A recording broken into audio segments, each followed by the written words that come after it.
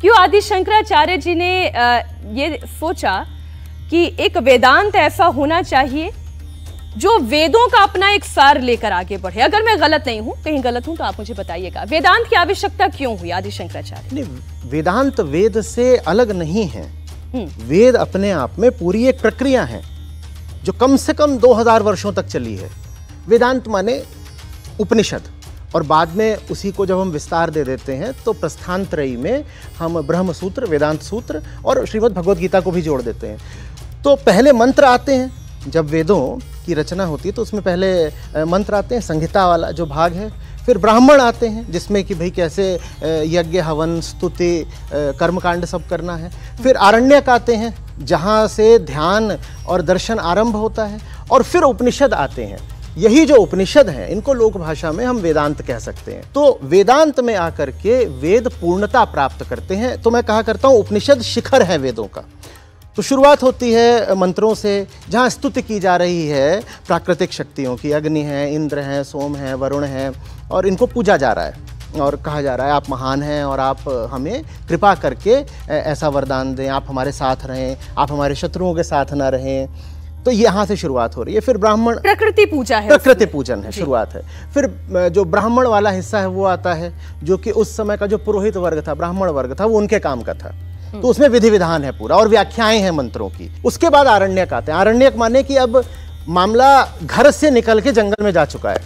अच्छा, हाँ, ब्राह्मणों तक बात यह है कि जो होगा वो घरों में हो जाएगा। तो जो आपने कहा कि यहाँ ब्राह्मण तक है, हाँ, तो ऐसे कोई ये नहीं कह देता है ये तो मनुवादी विचार है, ब्राह्मण तक है, अरण्यक यानी आप वन तक चला गया, अब ये बाकियों के लिए भी उपलब्ध हो गया? नहीं नहीं नहीं, वहाँ ब्राह्मण से जो अर्थ है ब्रह्म, वो पुरोहित का है जी। कि जो आकर के जितनी भी पूजा इत्यादि हो रही हैं उनका अध्यक्ष बने, अध्यक्षता करे जी।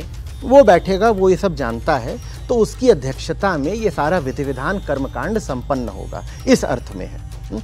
उसके जो वर्णवादी और फिर जातिवादी अर्थ हैं वो काफी बाद में आते हैं।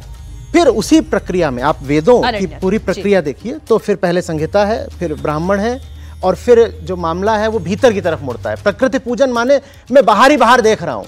और फिर आरण्यक से जो बात है, जो जिज्ञासा है, वो एक अंदरूनी मोड़ ले लेती है। वो कहता है मुझे स्वयं को देखने दो। और उपनिषदों में आ करके कहा जाता है कि तुम प्रकृति परे, प्रकृति की ओर अब देखने की जरूरत ही नहीं है, आत्मज्ञान ही अंतिम बात है, उसकी कोई आवश्यकता नहीं है। अहम ब्रह्मास्मि है, ये कहां से आया है? ये आखिरी बात होती है जब आप द्वैतात्मक माया में फंसे होते हो तो भीतर होता है अहंकार और बाहर होता है संसार, और आप इन दोनों को निस्संदेह अनिवार्य रूप से भिन्न मानते हो।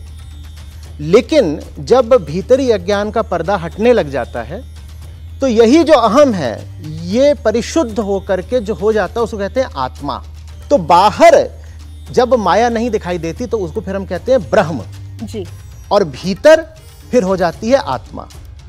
और महावाक्य है कि अयम आत्मा ब्रह्म, माने ये दोनों एक हैं। क्यों? क्योंकि यही तो एक पर्दा था ना, यही तो विभाजन हमने खड़ा कर रखा था कि मैं और वो अलग अलग हैं। मैं और ये एक हो जाते हैं, अहम आत्मा हो गया और आत्मा ब्रह्म है, तो वहां से आ गया अहम ब्रह्मास्मि। पर जो हमारी साधारण अवस्था है उसमें हमें ये कहने का अधिकार बिल्कुल भी नहीं है कि मैं ही ब्रह्म हूं।